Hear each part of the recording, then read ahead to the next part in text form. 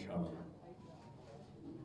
ప్రసాదాలు, క్లీనింగ్, లేకపోతే పరిశుభ్రత అన్నిటికీ తిరోధకాలు ఇచ్చేసారు.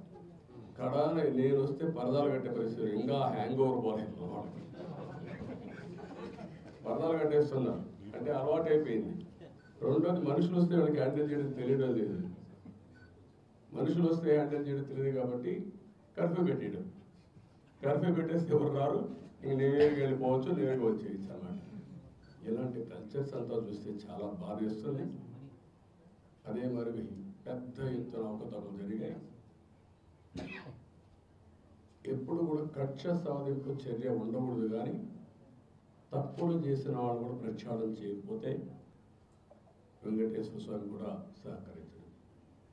దేవుడు కూడా చెప్పింది అదే, మంచి వాళ్ళని కాపాడుకోవాలి, చెడు వ్యక్తుల్ని శిక్షించాలి, సమాజాన్ని కాపాడాలి. అందుకే ఈరోజు నేను అందరికీ చెప్తున్నా, ఈరోజు నేను చేసిన సంకల్పం ఇది. నా జీవితంలో మా కుటుంబానికి నేను ఏమి ఇవ్వాల్సిన అవసరం లేదు.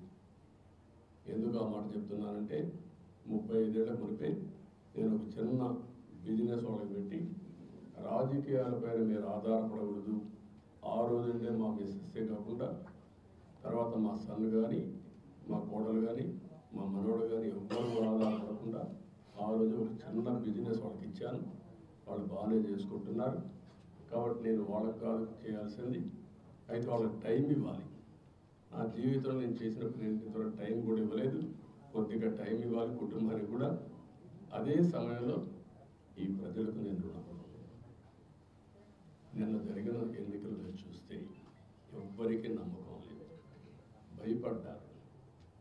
కానీ నాకు నమ్మకం ఉంది, విశ్వాసం ఉంది, ప్రజల మీద అపారమైన గౌరవం ఉంది. నేను ఒకే మాట చెప్పాను, ప్రజలు గెలవాలి, రాష్ట్రం నిలబడాలి, తెలుగువారు ప్రపంచంలో ఎక్కడున్నా వచ్చి మీ బాధ్యత మీరు నిర్వహించమని చెప్పాను. ఆ బాధ్యత వాళ్ళు నిర్వహించారు. వాళ్ళు గెలిచారు, ప్రజలు గెలిచారు, రాష్ట్రాన్ని నిలబెట్టారు. వాళ్ళని మేము గౌరవించాలి.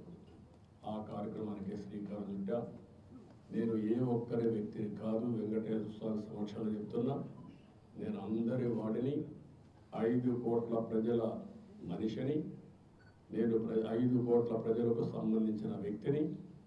అయితే ఇక్కడ పనిచేసినప్పుడు రకరకాల మీడియా ఉన్నారు, మీరు ఒక పని చేశారు. కొంతమంది అయితే ప్రజాస్వామ్యం కోసం పోరాడి నిద్రపోని రాత్రులు, కోర్టు చుట్టూ తిరిగే పరిస్థితి, మీ మనోభావాలు వాస్తవాలను కూడా చెప్పలేని దుస్థితి మీరు అనుభవించారు. రాజకీయ పార్టీ నాయకులు, రాజకీయ పార్టీ కార్యకర్తలు విపరీతమైన క్షోభ అనుభవించారు. సాటర్డే వస్తే ఎక్కడ ప్రొక్లేన్ వస్తుందో